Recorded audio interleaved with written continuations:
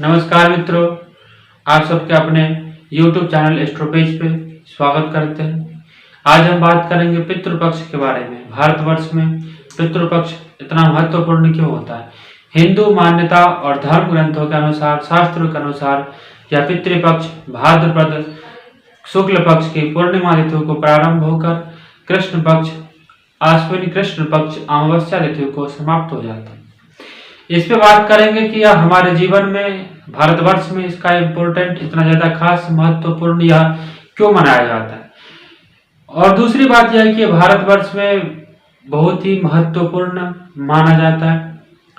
और इसमें हम बात करेंगे आगे चलकर कि यह पितृपक्ष में क्या करना चाहिए, और विशेषकर यह बात करेंगे क्या नहीं करना चाहिए, और खास दिन और खास जैसे किस दिन किस व्यक्ति का श्राद्ध होना चाहिए, इस पर भी विशेष रूप से चर्चा करेंगे। तो आगे बढ़ते हैं और बात करते हैं कि 20 सितंबर 2021 को यह श्राद्ध पक्ष 2021 में प्रारंभ हुआ है और 6 अक्टूबर 2021 को यह समाप्ति की ओर हो जाएगा। तो मित्रों, आज बात करेंगे हम कि श्राद्ध पक्ष कि वैदिक ज्योतिष के अनुसार जब सूर्य कन्या राशि में प्रवेश करते, इस वर्ष कन्या राशि में 18 सितंबर को प्रवेश किया। जब सूर्य कन्या राशि में प्रवेश करता है तो उसको एक रूप से लौकिक भाषा में कनागति बोलते हैं। उसके बाद पितृपक्ष प्रारंभ हो जाता है। काल पुरुष कुंडली के अनुसार सूर्य को 5वां भाव दिया गया। 5वें भाव का जो कारक है वो सूर्य देव को माना जाता है। यही वजह है कि सूर्य देवता हमारे कुल का द्योतक भी होता है, और यही वजह है कि जब सूर्य कन्या राशि में प्रवेश करता है उसके बाद ही कनागत शुरू हो जाता है, पितृपक्ष शुरू होता है और श्राद्ध पक्ष शुरू हो जाता है। इसमें हमारे जो पूर्वज होते हैं, पितृदेव होता है, वह अपने पितृ लोक के उच्च योनि को छोड़कर हमारे अपने वंशजों के पास, अपने पुत्र पौत्रों के घर में पधारते हैं, और वह यह देखते हैं कि कौन से पुत्र और कौन से पारिवारिक जन हमारे लिए कुछ विधान धर्म करता है या नहीं करता है।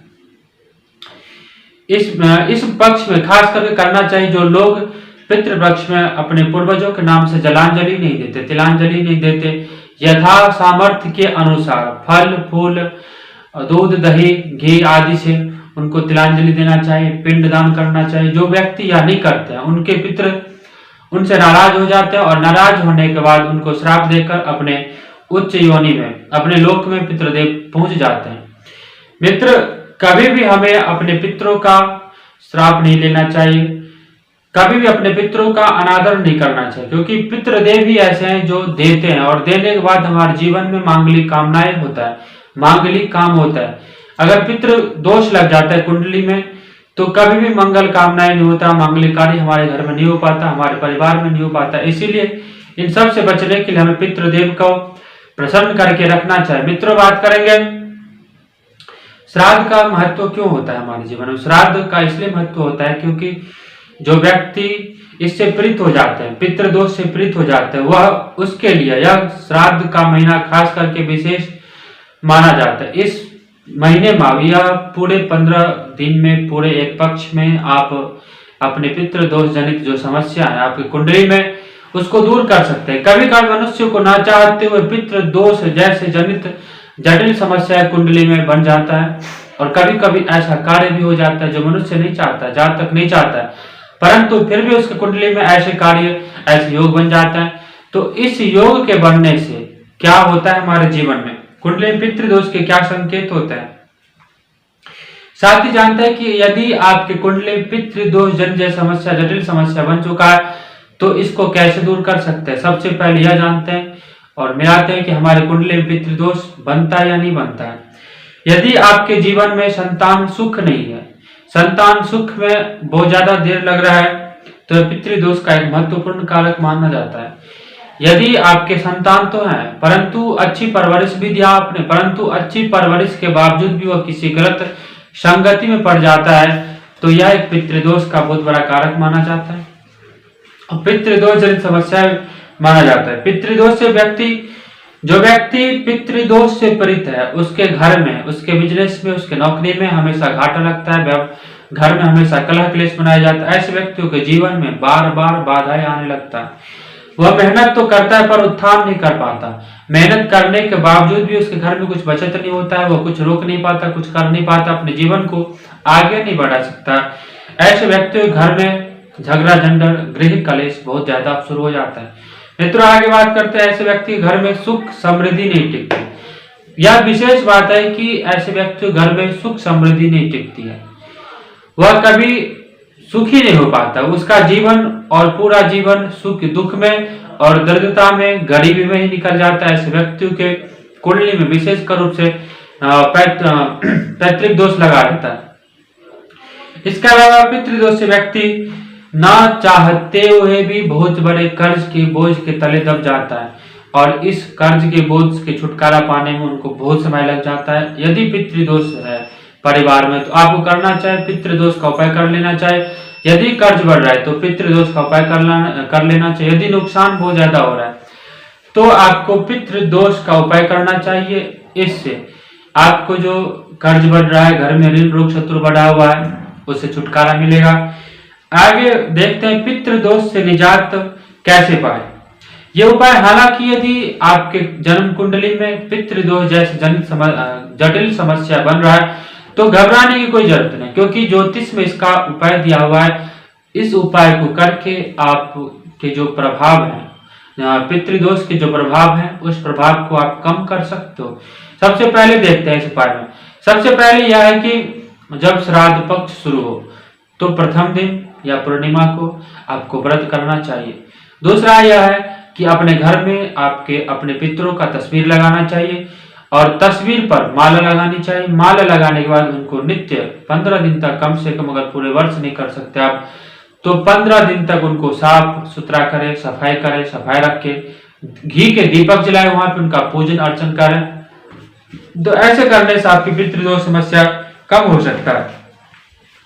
आगे बात कर देंगे, प्रतिदिन तस्वीर को सफाई तो करना ही चाहिए, है ना, और दीपक और फूल माला ये करना चाहिए। इससे पितृदोष जनित समस्या कम होता है। खासकर रूप से यदि पितृदोष की समस्या बहुत बड़ी है तो अपने पितरों के नाम से पिंडदान करना चाहिए। किसी ब्राह्मण को बुलाना चाहिए, ब्राह्मण को बुलाकर उनके अनुसार, उनके कथनानुसार पिंडदान करना चाहिए। पिंडदान कार्य समाप्ति पूर्ण होने के बाद उनको यथानुसार अपने सामर्थ्य अनुसार उनकी दान और दक्षिणा देनी चाहिए। पशु पक्षी गाय कुत्ते आदि को इस 15 दिन में जितना हो सकता उतना सेवा कीजिए, उनको खाना खिलाए, उनके भोजन का प्रबंध कीजिए, गाय के चारे का प्रबंध कीजिए। इससे आपकी जो पितृदोष जनित समस्या उसमें छुटकारा मिलेगा। अब बात करते हैं किस दिन किस व्यक्ति की श्राद्ध करना चाहिए। जिस व्यक्ति की अकाल मृत्यु हो गई है, जो समय से पहले गुजर जाते हैं, ऐसे व्यक्तियों के श्राद्ध द्वादशी चतुर्दशी तिथि को करना चाहिए। जिनका विवाहित स्त्रियों का श्राद्ध हमेशा नवमी तिथि को करना चाहिए। यदि माता की श्राद्ध बढ़ता है तो माता की श्राद्ध हमेशा नवमी तिथि को ही करना चाहिए या शुभ माना जाता है। उसके बाद अविवाहित जातकों का श्राद्ध हमेशा पंचमी तिथि को करना चाहिए। पंचमी में हमेशा अविवाहित जातकों का श्राद्ध करना चाहिए। उसके बाद आता है सर्वपितृ अमावस्या। प्रथम तो पूर्णिमा दिवस और अंतिम अमावस्या दिवस है। तो अंतिम को जो कृष्ण पक्ष अश्विनी कृष्ण पक्ष की अमावस्या है उसको सर्वपितृ अमावस्या दिवस बोलते हैं। ऐसा क्यों बोलते हैं ये बताते हैं। ऐसा इसलिए बोलते हैं जो जातक मर चुके हैं, मृत्यु को प्राप्त कर चुके हैं और उनके वंशजों को उनके मृत्यु होने का तिथि ज्ञात नहीं है तो वह कब करें, उनका श्राद्ध कब करना चाहिए, उनके नाम से तिलांजलि कब दें, तो वह अमावस्या को कर सकते हैं। उनके नाम से तिलांजलि दे सकते हैं, उनके नाम से पिंडदान कर सकते हैं, उनके नाम से ब्राह्मणों को भोजन गौ ग्रास, स्वान ग्रास, काक ग्रास, अग्नि ग्रास ये सब कर सकते हैं। इसीलिए जो छूट जाता है उनको अमावस्या को कर देना चाहिए। उनका तिथि अमावस्या को है और वह उनके नाम से दान करने से उनको प्राप्त हो जाता है और सामर्थ्य के अनुसार यह सब करना चाहिए जितना भगवान ने आपको दिया है। जैसी आपकी सामर्थ्य है, जैसी आपकी योग्यता है, उसमें कमी नहीं करना चाहिए। कमी करेंगे तो फिर पितृदोष जनित समस्या आपके जीवन में लगा ही रहेगा। इन सब से छुटकारा पाने के लिए मित्रों सबसे सरल उपाय यही है। पितृदोष कैसे बनता है आगे बात करेंगे, जो अगली वीडियो होगा उसमें बात करेंगे कुंडली के अनुसार पितृदोष कैसे बनता है। यह आशा है कि आप सबको यह वीडियो अच्छा लगा होगा, यह जानकारी आप सबको अच्छा लगा होगा और एस्ट्रोपेज के साथ लंबे समय तक बने रहिएगा। चैनल को सब्सक्राइब कीजिए, वीडियो को लाइक कीजिए और चैनल को दबाकर शेयर कीजिए। फिर किसी अच्छी जानकारी के साथ आप सबके साथ मिलेंगे, तब तक के लिए नमस्कार।